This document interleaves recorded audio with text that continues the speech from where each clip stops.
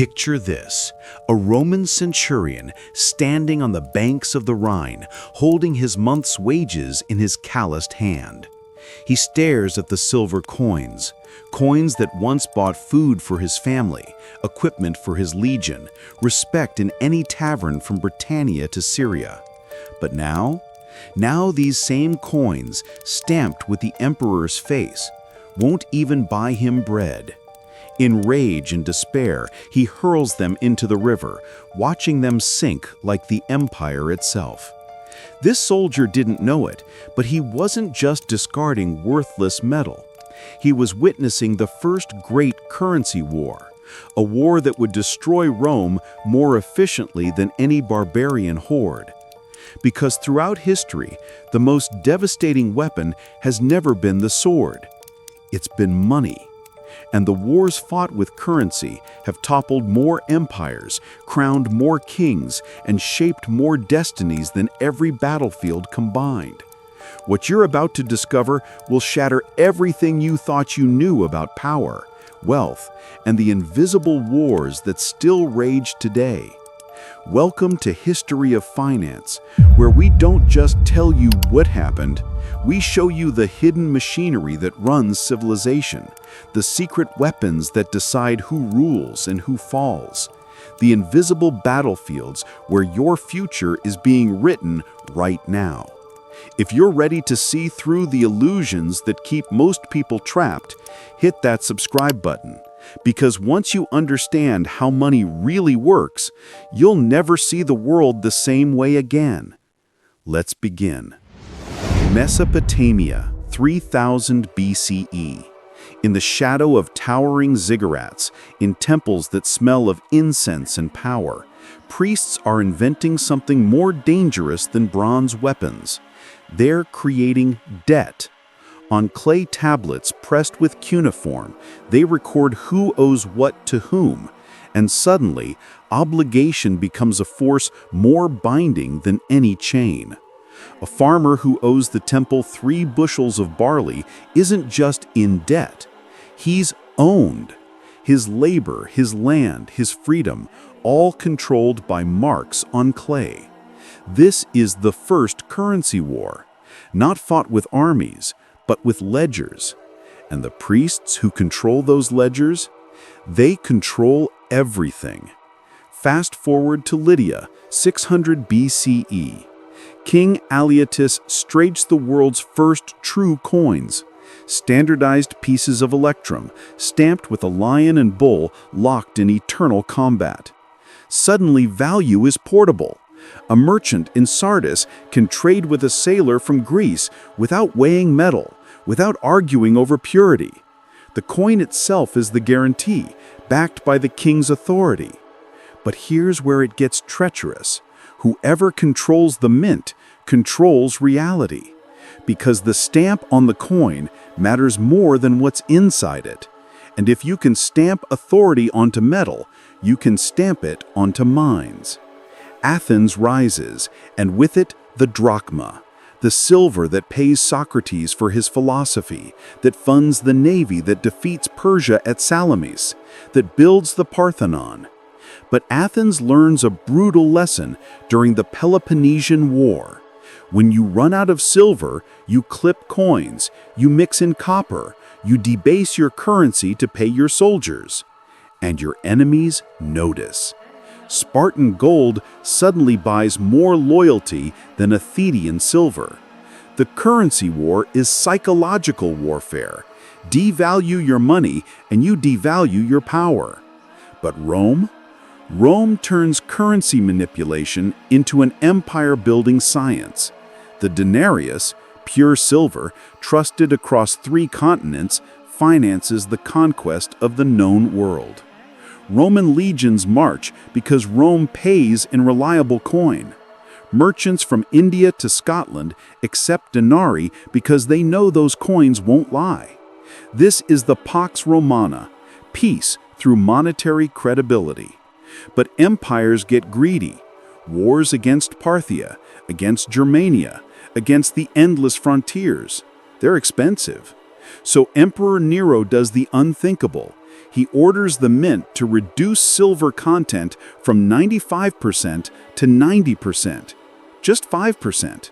No one will notice, right? Wrong.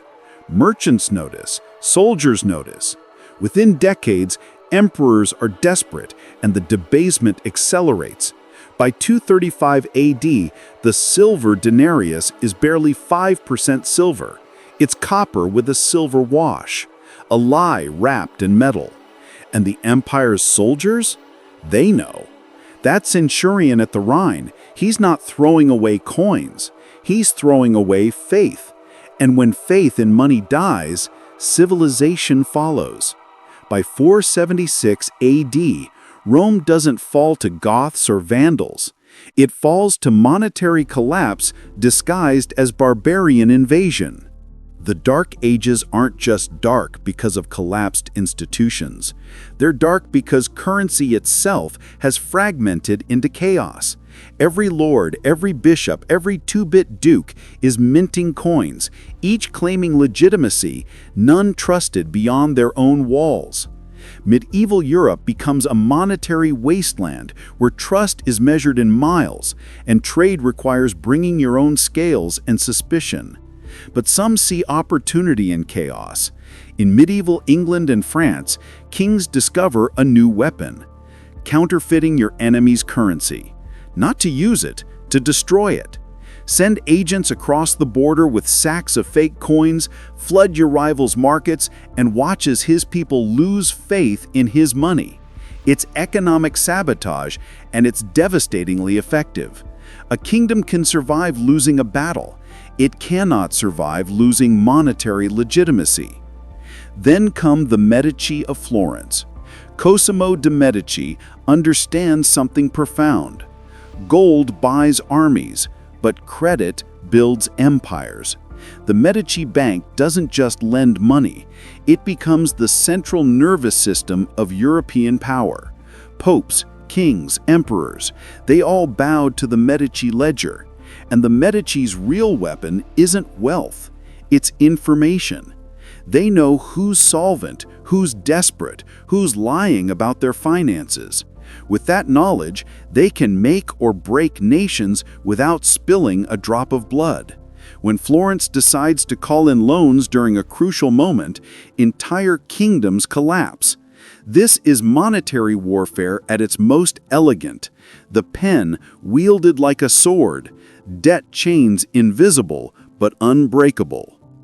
The printing press arrives, and with it, a revolution. Suddenly knowledge spreads.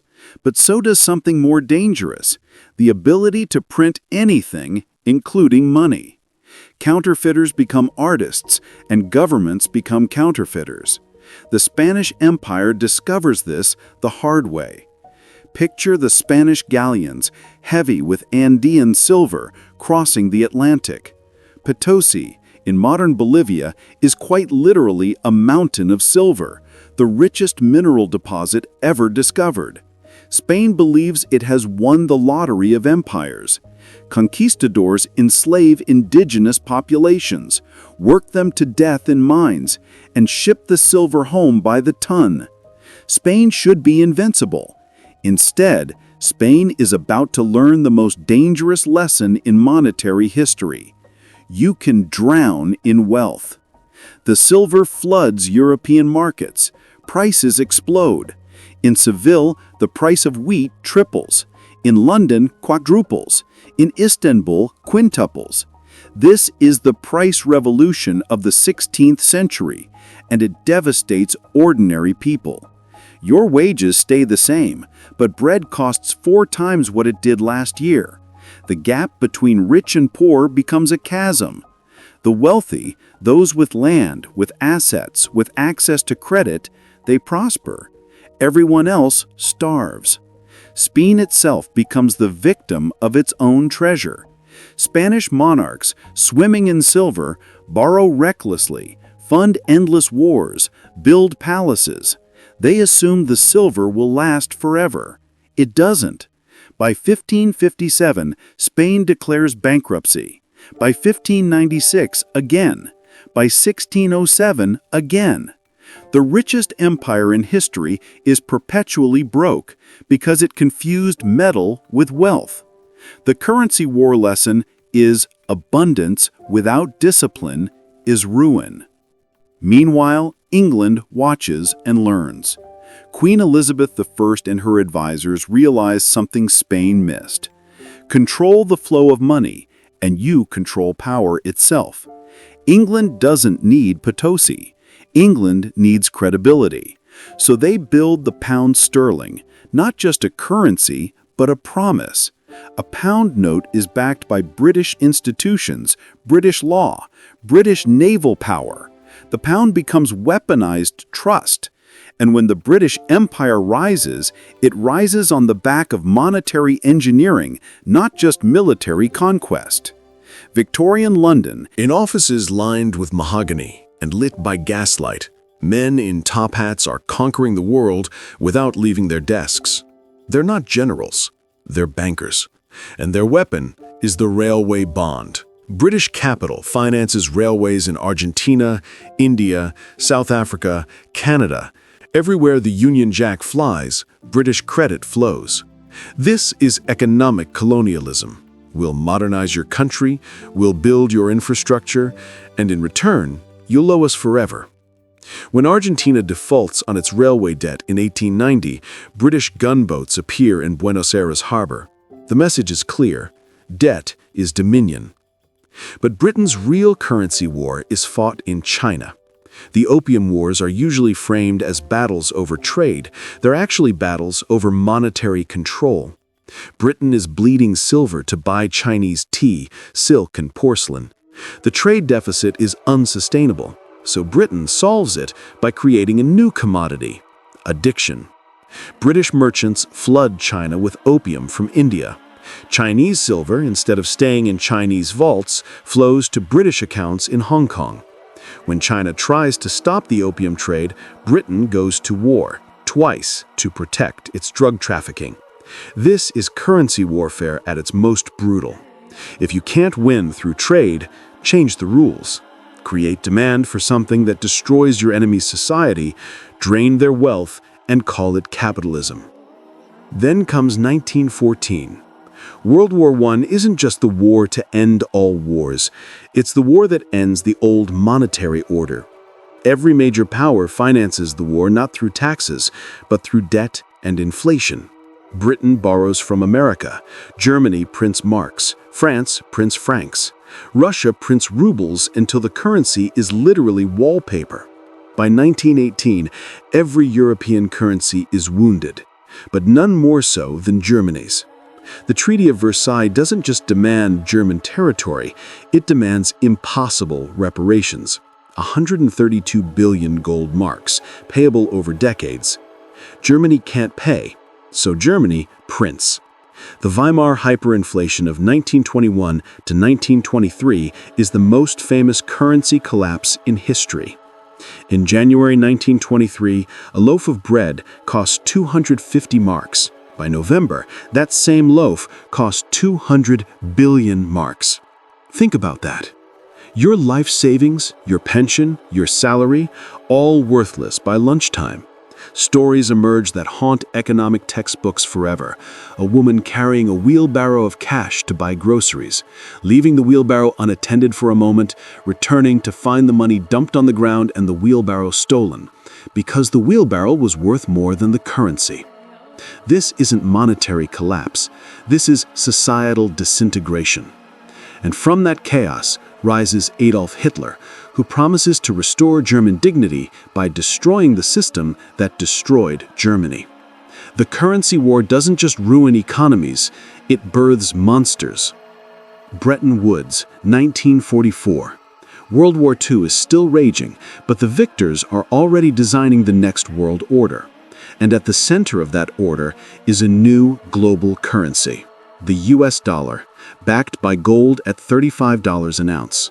Every other currency will peg itself to the dollar, and the dollar will peg itself to gold. For the first time in history, one nation's currency becomes the world's currency. America doesn't just win the war, America wins the monetary future. But maintaining that system is expensive. The Vietnam War, the Great Society programs, the Cold Arms race, they drain American gold reserves. By 1971, President Nixon faces a choice: honor the gold standard and watch America's gold vanish, or break the promise and gamble on pure faith. On August 15, 1971, Nixon closes the gold window. From that moment on, the dollar is backed by nothing but belief. It's the most audacious currency move in history, and it works. Why? Because America has something more valuable than gold. It has military power, economic dominance, and control over global oil. Enter the petrodollar. In 1974, in secret negotiations between Henry Kissinger and Saudi Arabia, a deal is struck. Saudi Arabia will sell oil exclusively in dollars. In return, America will protect Saudi Arabia militarily. Every other oil-producing nation follows suit. Suddenly, every country that wants oil, which is every country, needs dollars. This is currency warfare as genius. You don't need to conquer nations if you control the commodity they can't live without. And if they need your currency to buy that commodity, you control them. This system reigns for decades, but it's fragile. In 2000, Saddam Hussein announces Iraq will sell oil in euros, not dollars. Within 3 years, Iraq is invaded. In 2011, Muammar Gaddafi proposes a gold-backed African currency to compete with the dollar. Within months, Libya is in ruins and Gaddafi is dead. Coincidence? Or currency war? Today, the currency wars are fought in milliseconds. Algorithmic trading, quantum computing, central bank digital currencies. The battlefield is invisible but more intense than ever. China launches the digital yuan not just as money, but as a surveillance system. America weaponizes the dollar through sanctions, cutting entire nations off from the global financial system with a keystroke. Russia and China discuss abandoning the dollar entirely, creating alternative payment systems. And under it all, Bitcoin whispers a revolutionary promise. What if money didn't need governments at all? But here's the truth they don't want you to see. Every currency war, from Rome's debased denarii to today's digital yuan, rests on one fragile foundation: trust. The instant people stop believing, the entire system collapses. And that collapse doesn't just destroy wealth, it destroys the social contracts that hold civilization together. Because money isn't really about economics. Money is about who gets to write the rules. And the wars over currency are the wars over who controls reality itself. So, what do you think? Are we witnessing the final currency war, one that will end in a truly global money beyond government control?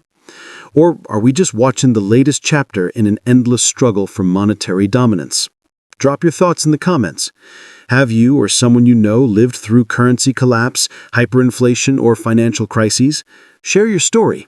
And if this opened your eyes to how power really works, hit that like button and subscribe to History of Finance, because the secrets of money are the secrets of everything. And we're just getting started. Because the real power behind every empire, every revolution, every moment that changes history isn't armies or ideas. It's money, and the wars fought over it never end.